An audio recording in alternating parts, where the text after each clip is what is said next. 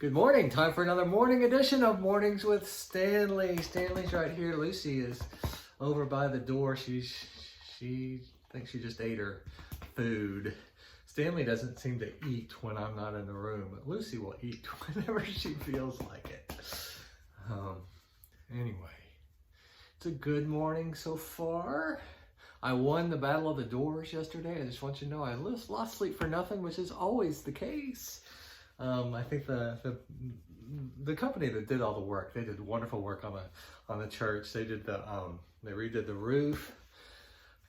The steeple had issues, and they painted it, or they put this coating on, a copper coating, so it's going to keep the copper color, the original copper color. And in the ceiling where the leaks were, there were stains, and they were going to replace the tiles, the ceiling tiles, but they didn't have to. They just had to paint them because the tiles are still good. They weren't they weren't ruined. And then there was a spot that had been painted before with a glossy paint, and the rest of it's kind of a flat paint. And they painted over that too. They did wonderful work. And the doors, I knew that they just weren't thinking. They're not dumb. They just weren't thinking. And they fixed it. They did a little adjuster thing on that and fixed it, and the doors work great. So we paid them off. We don't owe them anything anymore, and it's good. So that's where we are today. And anyway, I enjoyed working with that company. I thought they were very professional, did good work, and if I were to do something on my own home stuff, I would call them again.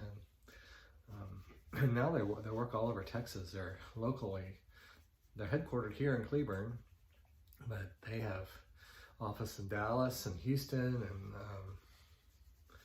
all over. So anyway, out in West Texas. Anyway, it's a good day in Cleburne. I'm so glad the doors look so great. I mean, the church is a beautiful colonial. It reminds me of the churches in Virginia. In fact, the church I served for 2 years as singles and college and career minister. They had it's a very similar red brick, old colonial, and so it just looks kind of like that. And the doors on it were these old metal doors. Maybe, I think they were metal. Anyway, they were solid, and they just weren't very inviting. And the first time I drove around, I thought, that's just not a very inviting doors. And now we have these glass doors that are much more inviting, I think. And I think people wanted it a long time. It's just the money was an issue, and now we've done that. And I think everyone will be pleased. And also, the doors were they weren't inviting to look at, but they also were hard to open, and they were hard to lock. And I think these are going to be much better. And we have these beautiful front doors that somebody donated some money for. I guess about 2 or 3 years ago. Front doors of the church are just beautiful wood doors. And anyway, the whole church just looks beautiful. And with beautiful stained glass windows inside the church. Anyway, St. Mark is a good place to be. So if don't have a church home, try us out. We are going to be, I think we're going to probably be able to restart in-person worship end of March, because so many of our people have been getting vaccinated, or beginning of March, and we might be able to start choir and Sunday school classes at the same time, and that would be fantastic if we can. And maybe we'll have a big kickoff, because we'll probably still be wearing masks since it's a little bit of social distancing, but I think it's going to be a much better situation from where we were because of the vaccine. And so yesterday I found out another young couple, fairly new to our church. They're both school teachers. They both were tested positive. I think they have symptoms. So they asked us to put them on their prayer list. If you know Timothy and Carissa from church, they could use our prayers right now. Timothy especially has some health issues, underlying health issues. So I think they're probably a little bit more worried about it than most people. I think we all get a little bit worried. And yesterday, I think, did I mention that I did the video, I think I did, George Fox. I did get his name right. It's George Fox. The American Legion Auxiliary puts this on every year, and it's going to be, the day that they normally do this is February 7th, or it's always this, it happens to be on a Sunday, but it's Super Bowl Sunday is the day they always do it. And so it's going to be online, and I'll have the link on our Facebook page and on our website, so you can watch that. I turned out to be the only pastor. The other three who did it were auxiliary or American Legion chaplains, and so no one else answered the call. I think we get so many calls in defense of the pastors. We get so many calls. We get a lot of calls from people and we don't know what it's about. A lot of spam, just like everybody does at home. We get a lot of sales calls, and sometimes we just ignore them, and maybe we shouldn't, but I think that's probably what they thought. They just didn't know what it was. I have a feeling that if they had known what it was, they would have all returned the call, because it really was an honor to participate in that. I need to get this guy out of the room. And I will say that I think that I do trip over words when I read, but I think I did better because I've been doing this, and because I've been, videotaping our sermons for a while, and so I feel less self-conscious. Of course, I'm less self-conscious anyway, just because I preach, and I have been doing this for a long time. I used to be the quietest. Believe me, public speaking, they always say that's the number one phobia. Believe me, I was afraid. I really did not want to be a pastor because I didn't want to preach. And here I am doing it. In my first full-time preaching job, I was doing it twice a week at 2 different churches. So, anyway, God has a sense of humor, I guess. Or God doesn't call what is it, God equips I don't remember. God doesn't call something, God equips I don't know. My brain's not working. It's too early in the morning, I guess, or I don't know. Here is our reading for today. This is Ephesians chapter 5. We're skipping over the part about wives being subject to your husbands. I think that's a wise choice by Mr. Jones when he skipped over that. And we're going to go right to husbands. Husbands, love your wives, just as Christ loved the church and gave himself up for her, in order to make her holy by cleansing her with the washing of water by the word, so as to present the church to himself in splendor, without a spot or wrinkle or anything of the kind. Yes, so that she may be holy and without blemish. This is the word of the Lord. Thanks be to God. I'll say that, Jones, he was not an inerrantist. I'm not either. I don't believe the Bible is inerrant. I believe that Paul was human.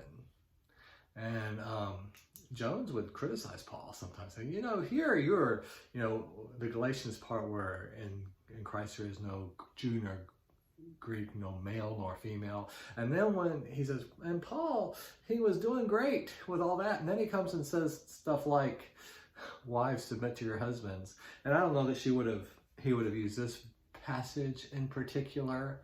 But I do know that he would talk about when it talks in Corinthians, and I think one of the Timothy's, where it says women shouldn't speak in church. That language, he said, hey, Paul, you were here, you were on the right path, and here you go back to this old pre-Christian, pre-Jesus understanding. Jones was he was very much affirmative of women in ministry and women in leadership positions. He was a feminist in that sense of the word, which is the best and the truest sense of the word. I think it's gotten the word has gotten a bad rap. So anyway, here is our reading from this Thursday of week 39. Take more. I love him so. I read this yesterday. I read the wrong one yesterday, didn't I? I read the wrong reading yesterday, so I'm going to have to go back and read yesterday's reading today, because obviously I didn't read it. This is a mutual self-surrender for Ephesians, yesterday's reading. I'm just going to not reread. A psychiatrist was discussing psychiatry and religion. He said some interesting and important things. The basis of emotional disturbance is anger. The anger may show itself in pains and in throwing things around, but the basis is anger. Most women resent their sex. Most women have a neurotic need when they begin to smoke. To want something is normal. To need something is neurotic. The necessity of being independent of each other and real love. These are all different quotes. In regard to the last statement, I raised this question. Can you be independent of each other in real love unless there has been a basic surrender to each other? Would not independence of each other without that basic once and for all and continuing self-surrender to each other result in a struggle for independence on the part of each? In other words, in a pulling apart. But if there is a mutual and basic self-surrender, then independence is freely and gladly given to each other. For at the basis of that independence is self-surrender, confident of the center. Freedom can be given at the margin. Psychiatry without the Christian insight of self-surrender was proclaiming a dangerous half-truth and suggesting that independence is necessary in true love. Self-surrender to each other is necessary in true love, and a mutual giving of independence is a byproduct. The same thing can be said of psychiatry's insistence that we accept ourselves. There is a truth there. Self-rejection and self-hate are as bad as other rejection and other hate. We must accept ourselves, but we cannot accept ourselves if we are self-centered selves. That would mean accepting a false, festering self. You can only accept a self that is surrendered to God. Then you are on the right basis. Then you can accept yourself in God. And you can love yourself in God. Anders Nygren seems to teach that there can be no self-love. He is the theologian who wrote that book, Eros and Agape, that Jones talked about a long time, several months ago now. He talked about a lot. Anyway, he seems to teach that there can be no self-love. But if you love God and others with agape, can you not love yourself with agape? You are to love your neighbor as yourself, both with agape. God accepts us in agape love, and we should accept ourselves with agape love. But to accept ourselves as we are without self-surrender means that we accept an immature, off-center self. That is really profound, isn't it? To think about I never really thought about you love your neighbor as you love yourself. I mean, it's agape love. It's the love that he says. So love yourself unconditionally. But love yourself as a surrendered self. Surrender yourself. Anyway, that's definitely worth pondering, I think. Here is our prayer for today. Oh, Jesus, Master, you have loved me into loving myself. I couldn't love myself with any self-respect until your touch of love upon me made it possible to love myself. Now I have a self I can live with, and I'm grateful. Amen. Here's our affirmation for the day. I cannot love or accept an unsurrendered self, for that is not lovable. Jesus is Lord.